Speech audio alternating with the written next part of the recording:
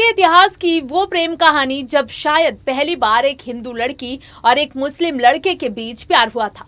प्यार इस कदर परवान चढ़ा कि दोनों शादी के बंधन में बंध गए। लेकिन ये शादी ज्यादा दिनों तक नहीं चल पाई और दोनों ने अपने रास्ते अलग कर लिए। ये हिंदू लड़की थी गांधी परिवार की लाडली इंदिरा गांधी और मुस्लिम लड़का था फिरोज गांधी। जी हाँ, हम बात कर रहे हैं इंदिरा और फिरोज गांधी के रिश्ते की। नमस्कार, मैं हूं मीनाक्षी गुप्ता और आप देख रहे हैं SPN 9 न्यूज। स्वागत है आपका हमारे खास कार्यक्रम किस्सा राजनीतिका में। देश की पहली महिला प्रधानमंत्री इंदिरा गांधी के अपने पति से रिश्ते अच्छे नहीं थे। इंदिरा ने गुजराती पारसी फिरोज गांधी से शादी की थी, लेकिन उसके बाद जो हालात बने उन्होंने दोनों के रिश्तों में खटास पैदा कर दी। इंदिरा इलाहाबाद से ही फिरोज को जानती थी, लेकिन ब्रिटेन में रहने के दौरान दोनों की अक्सर मुलाकात होती। 12 सितंबर 1912 को पैदा होने वाले फिरोज उस वक्त वहां लंदन स्कूल ऑफ इकोनॉमिक्स में पढ़ रहे थे। इंदिरा मानी नहीं। 16 साल की उम्र में ही इंदिरा फिरोज का पहला प्रपोजल ठुकरा चुकी थी, लेकिन इसके 3 साल बाद 1936 में मां की मौत ने उन्हें बहुत उदास कर दिया। तब उन्हें फिरोज के कंधों का सहारा मिला और दोनों में करीबी बढ़ी। देहरादून जेल में इंदिरा ने अपने पिता को फिरोज से शादी करने के अपने फैसले के बारे में बिना भावुक हुए बताया।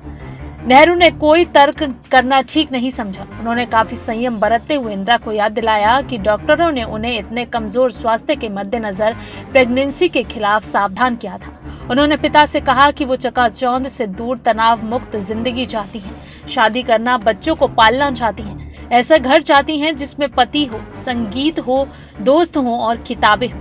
नेहरू ये सुनकर हैरान रह गए। दोनों के बीच रिश्ते में दरार उस वक्त पड़नी शुरू हुई जब इंदिरा फिरोज को छोड़कर लखनऊ अपने बच्चों के साथ अपने पिता यानी जवाहरलाल नेहरू के घर रहने चली गई। यहीं से दोनों के बीच दूरियां बढ़ती चली गईं और इस कदर बढ़ी कि दोनों के बीच की खाई को पाटना लगभग असंभव सा हो चला था। अपनी डायरी में नेहरू ने लिखा है, वो इतनी अपरिपक्व थी या शायद मुझे ऐसा लगता है, इसलिए वो चीजों को सतही तौर पर देख पाती है।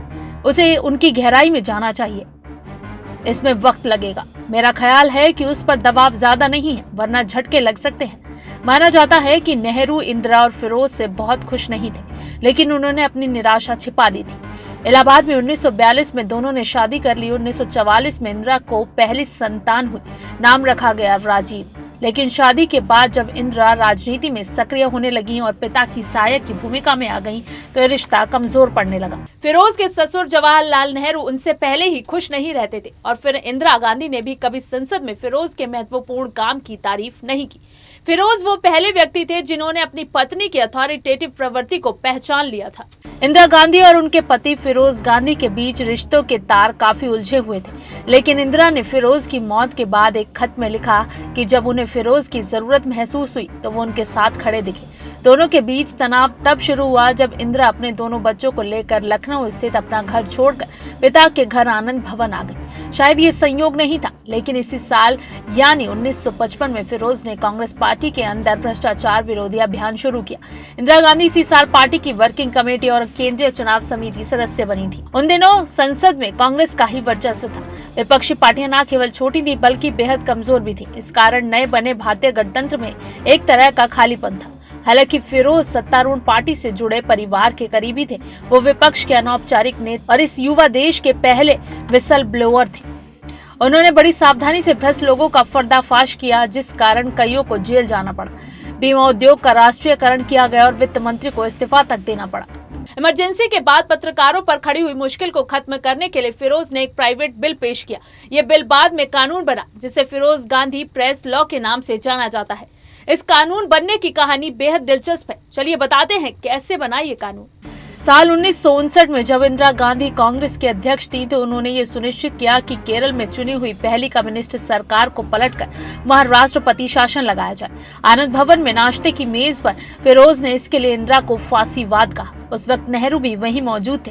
इसके बाद एक स्पीच में उन्होंने लगभग आपातकाल के संकेत दे दिए थे।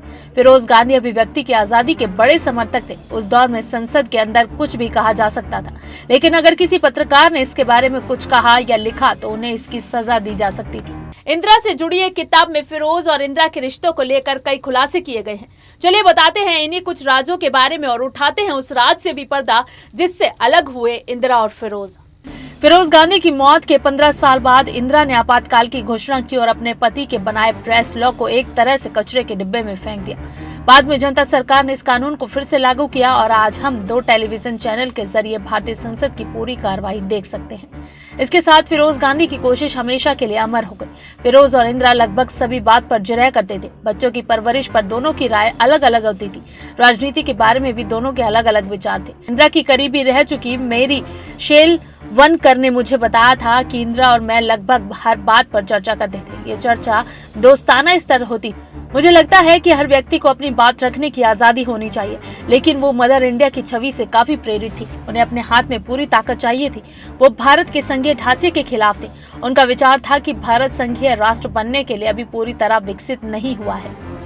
फिरोज गांधी की बेवफाई के बारे में भी अफवाहें फैली और कुछ लोगों ने इंदिरा गांधी के साथ उनके रिश्तों के बारे में कहना शुरू कर दिया। लेकिन भारत के विकास के लिए फिरोज और इंदिरा की जरूरत को देखते हुए ये सब गॉसिप कभी प्रासंगिक नहीं लगी। इंदिरा की बायोग्राफी में पुपुल जयकर लिखती हैं कि पिता की जरूरतों के मद्देनजर आनंद भवन इलाहाबाद और पति को छोड़ पिता के पास जाकर रहने का बड़ा फैसला था। इस बीच फिरोज ने अखबार नेशनल हेराल्ड का कार्यभार संभाल लिया। इस अखबार की स्थापना 1937 में नेहरू ने की थी। पुपुल ने लिखा है कि इंदिरा से अलग होकर फिरोज लखनऊ में एक मशहूर जमींदार मुस्लिम परिवार की एक महिला के प्रेम में पड़ गए। इंदिरा तक जब ये बात पहुंची तब वो दोबारा गर्भवती थी और दिसंबर 1946 के अंत में डिलीवरी होने वाली थी।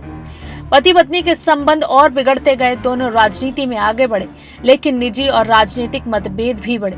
सितंबर 1958 में इंदिरा पिता के साथ भूटान दौरे पर गई। इंदिरा ने सालों बाद घर और राजनीति के तनाव से निजात पाई थी, लेकिन सफर के बीच में उन्हें संदेश मिला कि फिरोज को दिल का दौरा पड़ा है। जब तक इंदिरा लौटी, फिरोज खतरे से बाहर हो गए। इसके बाद दोनों में समझौता हो गया। पुरानी यादें सजीव हो उठी। दोनों बेटों के साथ वे 1 महीने की छुट्टी पर श्रीनगर चले गए। इंदिरा ने पति के प्यार से सेवा की, लेकिन दिल्ली आते ही ये करीबी फिर दूरी में तब्दील हो गई। कांग्रेस पार्टी के अध्यक्ष के तौर पर इंदिरा का नाम प्रस्तावित किया गया। फिरोज को अपने शादी के रिश्ते पर यह आखिरी प्रहार लगा। वो अपने घर में सिमट गए और प्रधानमंत्री के घर आना जाना बंद कर दिया। 2 फरवरी को 41 साल की उम्र में इंदिरा कांग्रेस अध्यक्ष चुन ली गई। फिरोज अपने 48वें जन्मदिन से पहले ही यानी 8 दिसंबर 1960 को चल बसे। इंदिरा भाव शून्य हो गई। दोनों के कई साल लड़ते झगड़ते बीते थे, लेकिन इसके बावजूद मीठी यादें बची थी जिन्होंने इंदिरा को उदास कर दिया। उनकी मां की मौत के समय फिरोज ने उन्हें जो सहारा दिया, उसकी वो हमेशा एहसानमंद रही। वो पूरी तरह एक दूसरे के साथ बंधे थे और प्लस माइनस रिलेशनशिप में उलझे हुए थे। ऐसा लगता है कि फिरोज ने केरल के मामले में जिस तरह की प्रतिक्रिया दी थी, वो इंदिरा के लिए चेतावनी की तरह थी। उन्होंने अपना पूरा समय होने से पहले पार्टी के अध्यक्ष पद से त्यागपत्र दे दिया। फिरोज और इंदिरा अपने दोनों बेटों के साथ 1 महीने की छुट्टियां बिताने कश्मीर चले गए। राजीव गांधी के अनुसार उनके माता पिता के बीच जो भी मतभेद थे वो इस दौरान भुला दिए गए। इसके बाद ही दिल का दौरा पड़ने से फिरोज गांधी की मौत हो गई। किस्सा राजनीति का में अगर आप किसी और किस्से के बारे में जानना चाहते हैं तो हमें कमेंट बॉक्स में जरूर बताएं। साथ ही साथ अगर आपको हमारा ये वीडियो पसंद आया है तो इसे लाइक शेयर एंड कमेंट जरूर करें और हमारे चैनल SPN9 न्यूज को भी जरूर सब्सक्राइब करें।